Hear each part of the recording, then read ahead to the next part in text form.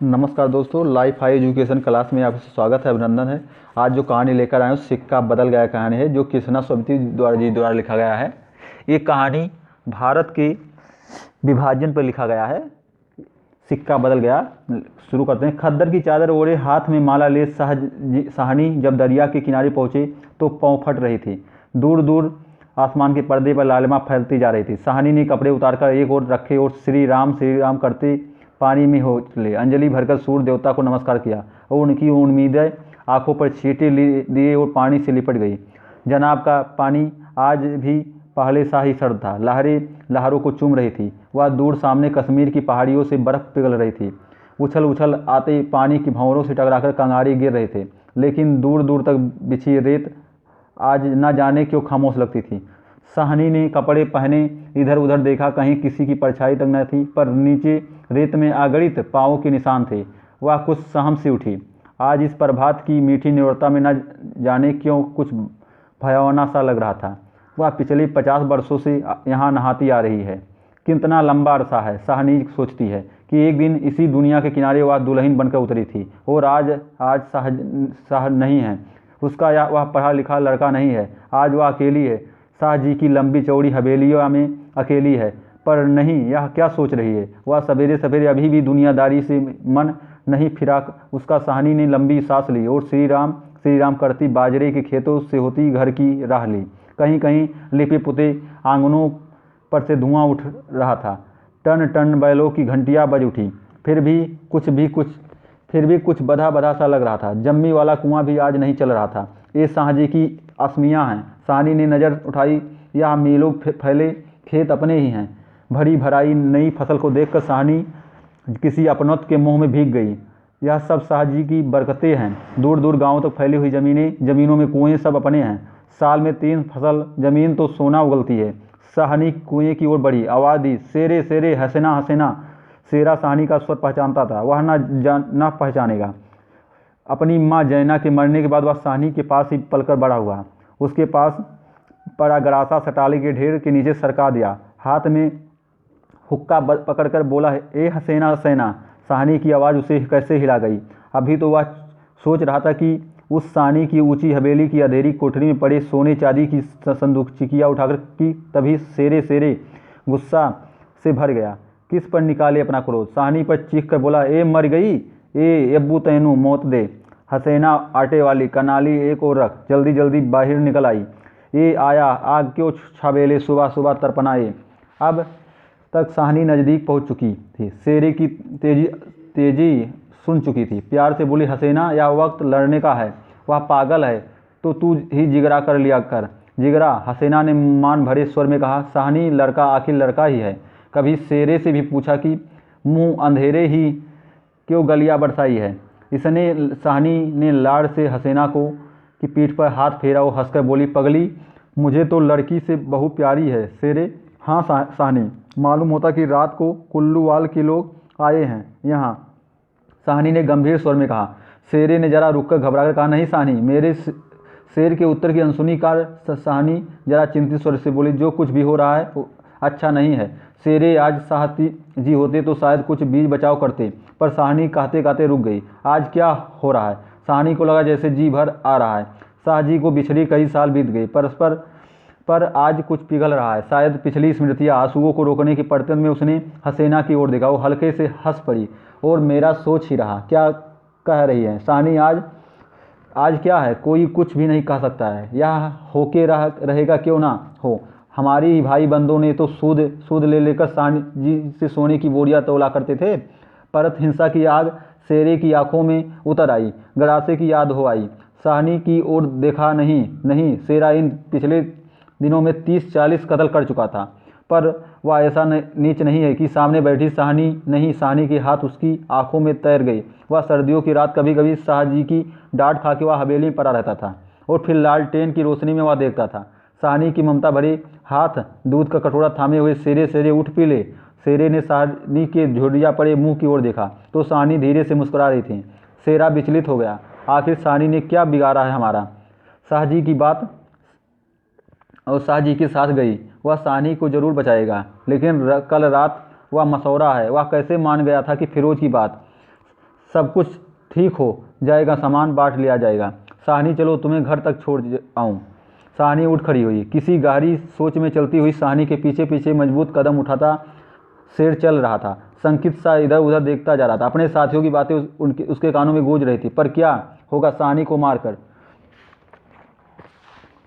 हाँ शेरा चाहता तो है कि सिर पर आने वाले खतरे की बात कुछ तो साहनी को बता दे, मगर वह कैसे? साहनी ने सिर ऊंचा किया। आसमान धुएं से भर गया। शेरा जानता है कि यह आग है। जबलपुर में आज आग लगनी थी, लग गई। साहनी कुछ ना कह सकी और उसके नाते रिश्तेदार सब वही हैं। हवेली आ गई और साहनी ने शून्य मन से डेहरी में कदम रखा। शेरा कब लौट गया उसे कुछ पता नहीं चला। दुर्बल सी देह और अकेली, बिना किसी सहारे को, न जाने कब तक वह वहीं पड़ी रही। साहनी दोपहर आई और चली गई। हवेली खुली पड़ी थी। आज साहनी नहीं उठ पा रही है, जैसे उसका अधिकार आज स्वयं ही उससे छूट रहा हो। शाहजी के घर की मलकिन, लेकिन नहीं, आज मुंह नहीं हट रहा है, मानो पत्थर हो गई हो। पड़े पड़े सांझ हो उठी, पर उठने की बात फिर नहीं सोच पा रही थी। अचानक रसूली की आवाज़ सुनकर चौंक उठी। साहनी साहनी सुनो, टरके आते हैं, टरके आते हैं लेकिन लेने। टरके साहनी इसके सिवाय और कुछ ना कह सकी। हाथों ने एक दूसरे को थाम लिया। बात की बात खबर गांव में भर फैल गई। बीबी ने अपने विकृत कंठ से कहा साहनी आज तक कभी ऐसा ना हुआ, ना कभी सुना। गजब हो गया, अधेर पड़ गया है। साहनी मुड़ते वक्त वहीं खड़ी रही। नवाब, बीबी ने इसने सनी उदासी से कहा। साहनी हमने तो कभी ना सोचा था। साहनी क्या कहें कि उसी ने ऐसा सोचा था। नीचे ने पटवारी बेगू और जैलदार की बातचीत सुनाई दी। साहनी समझी कि वक्त आना पहुंचा है। मशीन की तरह नीचे उतरी, पर डेहरी ना लाग सकी। किसी बहुत गहरी आवाज़ से पूछा, कौन कौन है वहाँ? कौन नहीं, आज वहाँ सारा गांव है जो इसके इशारे पर नाचता था। कभी उसकी असमियाँ है जिन्हें उसने अपने नाते रिश्तेदारों से कम नहीं समझा था, लेकिन नहीं, आज उसका कोई नहीं है। आज वह अकेली है या भीड़ की भीड़ है। उन्हें में कुल्लू वालों की जाट पर वह क्या सुबह ही ना समझ गई? बेगू, पटवारी और मस्जिद के मुल्ला इस्माइल के जाने का क्या सोचना? साहनी के निकट आ खड़े हुई। बेगू आज साहनी की ओर देख नहीं पा रहा था। धीरे से गला साफ करते हुए कहा, साहनी रब्बू ये मजूर सी। साहनी ने कदम डोल गए, चक्कर आया और दीवार के साथ लग गई। इसी दिन के लिए छोड़ गए थे साहब जी उसे। बेजान सी साहनी की ओर देखकर बेगू सोच रहा था, क्या गुजर रही है साहनी पर? मगर क्या हो सकता है, सिक्का बदल गया है। साहनी का घर से निकलना छोटी सी बात नहीं है। गांव का गांव खड़ा है। हवेली के दरवाजे से लेकर उस दायरे तक जिसे शाहजी ने अपने पुत्र की शादी में बनवा दिया था, तब से लेकर आज तक सब मसीबरे यहीं होते रहते। पर इस बड़ी हवेली को लूट लेने की बात भी यहीं सोची गई थी। यह नहीं कि साहनी कुछ न जानती हो, वह जानकर भी अनजान बनी रही। उसने कभी बैर नहीं जाना, किसी को बुरा नहीं किया, लेकिन बूढ़ी साहनी यह नहीं जानती कि सिक्का बदल गया है। देर हो रही थी। थानेदार दाऊद खा जरा आकर आगे आया और डेहरी पर खड़ी जड़ निर्जीव छाया को देखकर ठिठक गया। वही साहनी जिसके शाहजी के उसके लिए दरिया के किनारे खेमे लगवा दिया करते थे। यह तो वही साहनी है जिसने उसकी मंगेतर को सोने के कनफूल दिए थे, मुंह दिखाए में। अभी उसी दिन जब वह लीग के सिलसिले में आया था तो उसने उद्दंडता से कहा था, साहनी भागो भागो, मस्जिद बनेगी, 300 रुपया देना पड़ेगा। साहनी ने अपने उसी सरल स्वभाव से 300 रुपये दिए थे। और आज साहनी डेहरी के निकट जाकर बोला, देर हो रही है साहनी, धीरे से, कुछ साथ रखना है तो रख लो, कुछ साथ बांध लिया तो सोना चांदी। साहनी आस्फुट स्वर में बोला, सोना चांदी। जरा ठारकर सादगी से कहा, सोना चांदी बच्चा, वह सब तुम लोगों के लिए है। मेरा सोना तो एक एक ज़मीन में बिछा है। दाऊद खा लज्जित सा हो गया। और साहनी तुम अकेली हो, अपने पास कुछ होना जरूरी है, कुछ नगदी ही रख लो, वक्त का कुछ पता नहीं। वक्त? साहनी अपनी गीली आंखों में हंस पड़ी। दाऊद खा, इससे अच्छा वक्त देखने के लिए क्या मैं जिंदा रहूंगी? किसी गहरी वेदना और तिरस्कार से कह दिया साहनी ने। दाऊद खा निरुत्तर होकर साहस कर बोला, साहनी कुछ नगदी जरूरी है? नहीं बच्चा, मुझे इस घर में साहनी का गला रुंध गया है। नगदी प्यारी नहीं है, यहाँ की नगदी यहीं रहेगी। शेरान खड़ा गुजरा कि हो ना हो तो कुछ मार रहा है। साहनी से खा साहिब, देर हो रही थी। साहनी चौक पड़ी और देर मेरे घर में मुझे देर। आंसुओं की भंवर में न जाने कहाँ से विद्रोह उमड़ पड़ा। मैं पुरखों के इस बड़े घर की रानी और यह मेरे घर की अन्न पर पले हुए नहीं है। यह सब कुछ नहीं है। ठीक हैदर हो रही है पर नहीं, साहनी रो रो कर नहीं शान से निकलेगी। इस पुरखों के घर से मान से लागेंगी। या देहरी जिस पर एक दिन वह रानी बनकर आ खड़ी हुई थी और अपने लड़खड़ाते कदमों को संभालकर साहनी ने दुपट्टे से आके पूछी और डेहरी से बाहर हो गई। बड़ी बूढ़िया रो पड़ी, जिसकी किसकी तुलना हो सकती है कि इसके साथ। खुदा ने सब कुछ दिया है, मगर दिन बदले वक्त बदले। साहनी ने दुपट्टे से सिर ढाँपकर अपनी धुंधली आंखों में से हवेली को अंतिम बार देखा। शाहजी के मरने के बाद भी जिस कुल की अमानत को उसने सहेज कर रखा, आज वह उसे धोखा दे गई। साहनी ने दोनों हाथ जोड़ लिए और यही अंतिम दर्शन था, यही अंतिम परिणाम था। साहनी की आंखें फिर कभी इस ऊंची हवेली को न देख पाएगी। प्यार ने जोड़ मारा, सोचा और एक बार घूम फिरकर पूरा घर क्यों न देख आई मैं।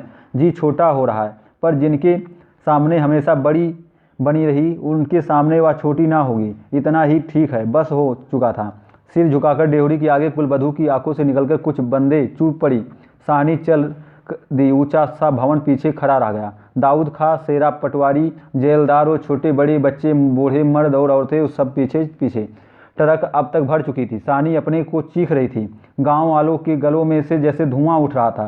शेरे खूनी शेर का दिल टूट रहा था। दाऊद खां ने आगे बढ़कर ट्रक का दरवाज़ा खोला। साहनी बढ़ी। इस्माइल ने आगे बढ़कर भारी आवाज़ से कहा, साहनी कुछ कहा जाओ, तुम्हारे मुंह से निकली आशीष झूठ नहीं हो सकती।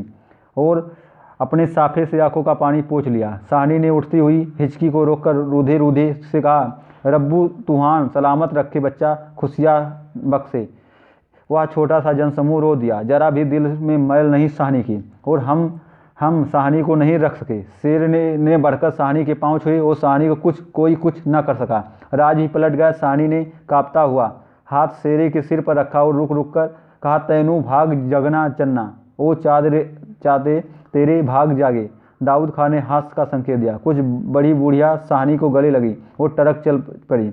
अन्न जल उठ गया। वह हवेली नहीं, बैठक, ऊंचा चौबारा, बड़ा पसार एक एक करके घूम रही थी। साहनी की आंखों में कुछ पता नहीं ट्रक चल दिया है या हवा स्वयं चल रही थी। आंखें बरस रही थी। दाऊद खां विचलित होकर देख रहा था कि इस बूढ़ी साहनी को कहाँ जाएगी अब वह। साहनी मन में मैल ना लाना कुछ कर सकते तो उठा न रखते। वक्त ही ऐसा है कि राज पलट गया, सिक्का बदल गया है। रात को साहनी जब कैंप में पहुंचकर जमीन पर पड़ी तो लेटे लेटे आहत मन से सोचा, राज पलट गया है, सिक्का बदलेगा, वह तो मैं वहीं छोड़ आएंगी। और शाहजी की साहनी की आंखें वो गीली हो गई। आसपास के हरे भरे खेतों से घिरे गांव में रात खून बरसा रही थी। शायद राज पलटा भी खा रहा था और सिक्का बदल गया। यहीं पर ये कहानी समाप्त होता है। धन्यवाद।